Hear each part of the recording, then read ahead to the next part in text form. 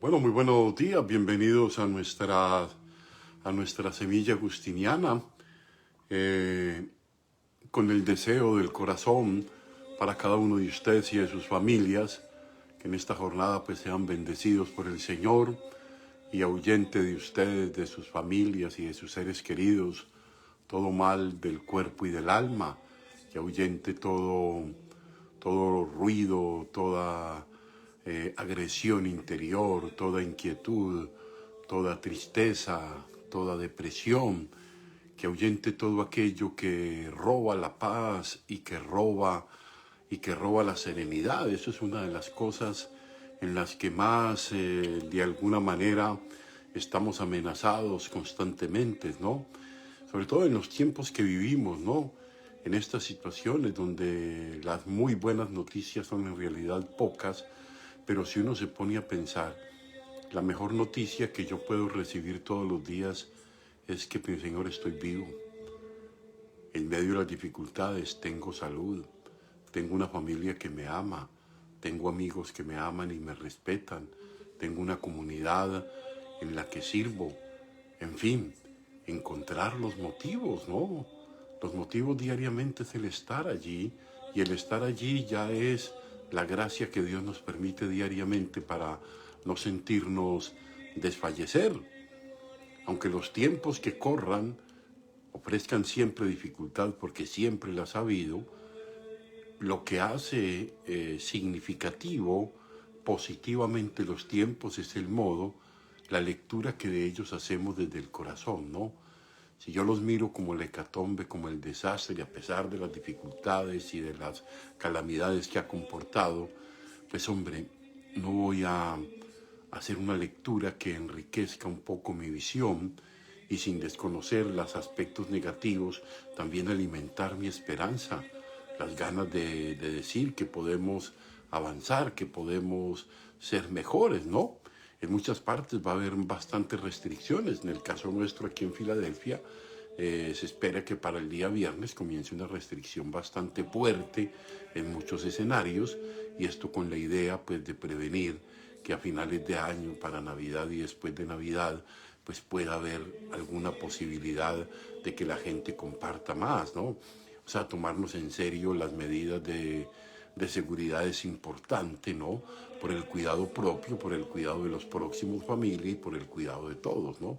Entonces yo creo que vamos apuntando hacia cómo vivir estas situaciones, hacer que ellas no nos roben la paz, y el tener una vida espiritual cultivada en la oración también, en la oración, en la Eucaristía diaria, en nuestras devociones. Hay quienes hacen las novenas, hay quienes tienen el rosario en un modo permanente, ¿no? Entonces yo creo que no podemos estar desprovistos de las herramientas que espiritual y emocionalmente nos van a hacer fuertes para pasar estos momentos.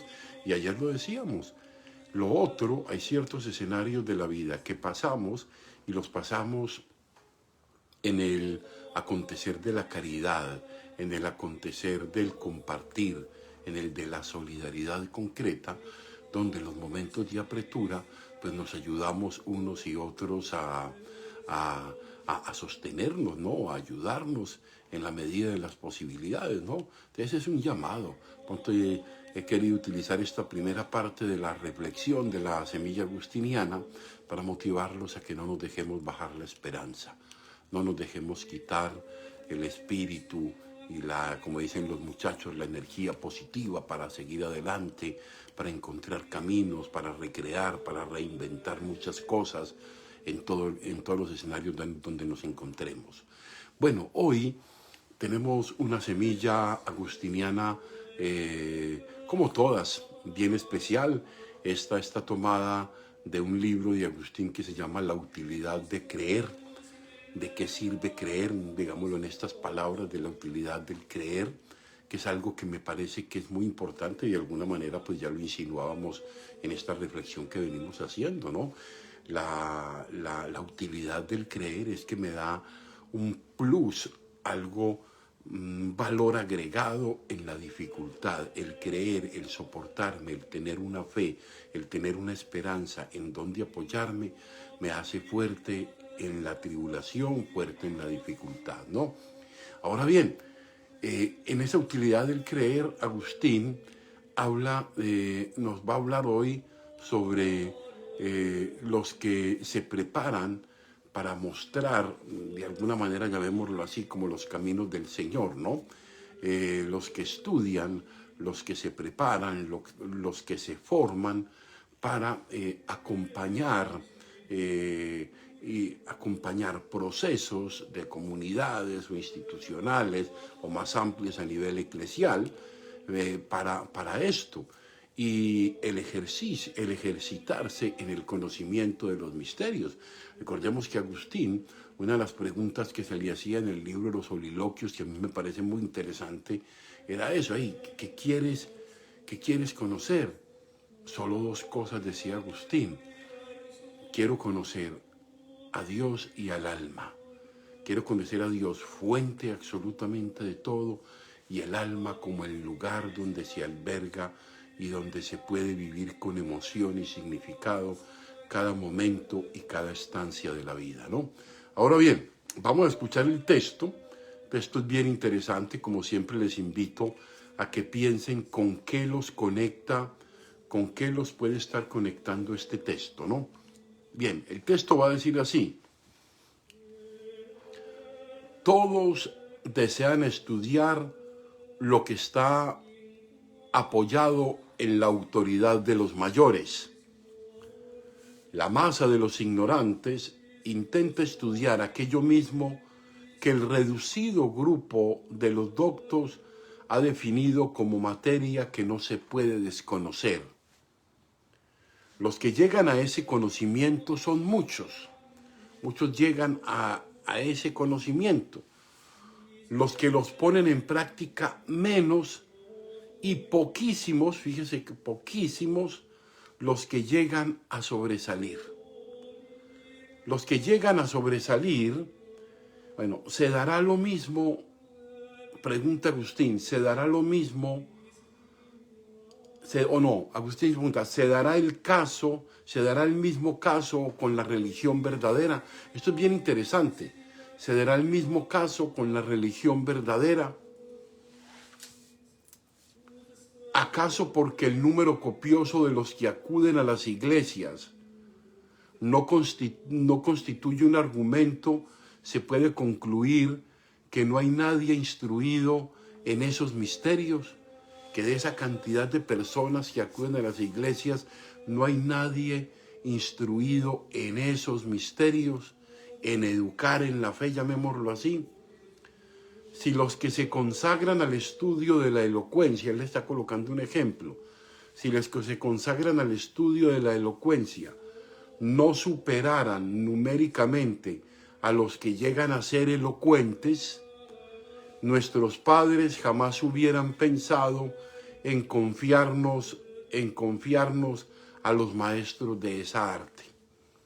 O sea, la necesidad del aprendizaje y la necesidad de los maestros es como el centro de reflexión de este texto. Pero bueno, digamos, vamos a centrar el texto en lo que él persigue en general y luego nos vamos a aspectos bien particulares, ¿no? Digamos, este texto de Agustín, aunque lo plantee en modo general, hace una referencia explícita a la necesidad de maestros en la vida de la fe. Necesitamos maestros en la vida de la fe. Ahora, la vida creyente necesita con urgencia maestros y predicadores ejemplares que irradien su luz al creyente y que se multipliquen por doquier, ¿no? Porque los que sobresalen son pocos, dice, los que practican son todavía menores, pero poquísimos los que verdaderamente sobresalen, ¿no? Y esto es bien interesante, ¿no? Esa necesidad de maestros para la vida de la fe. Bueno, vamos a ver estos textos de Agustín. Agustín dice, mas la verdad se halla solo en unos pocos. Es como una afirmación general. Ya sabes qué cosa sea si es que sabes dónde está. Sabes que muy pocos se acercan al conocimiento de la verdad, o sea, Dios como fuente de la verdad. muy pocos se acercan a Él, ¿no? Ahora, dice Agustín, no te previne hace poco que debíamos buscarla como si no supiéramos de ella, que deberíamos tener esa pasión de búsqueda por la verdad, por Dios, como si no supiéramos de ella. O sea, que no perder el ánimo, no perder el entusiasmo, no perder el impulso. Mas si fundándote en la esencia, concluyes que son escasos los que poseen, sigue sin embargo sin saber quiénes son los que de veras la tienen, quiénes son verdaderamente los que tienen ese saber. Y aunque esos pocos sean tales que con su autoridad se impongan a la multitud, o sea que aunque sean pocos, esos pocos irradien por doquier esa luz de Dios para que contagien y para que se multiplique permanentemente ese saber de Dios, ¿no? Ahora bien, ¿dónde encontrará luz esa minoría para adorar tantos misterios? ¿Dónde se encuentra? ¿No estamos viendo cuán pocos son los que alcanzan la cima de la elocuencia?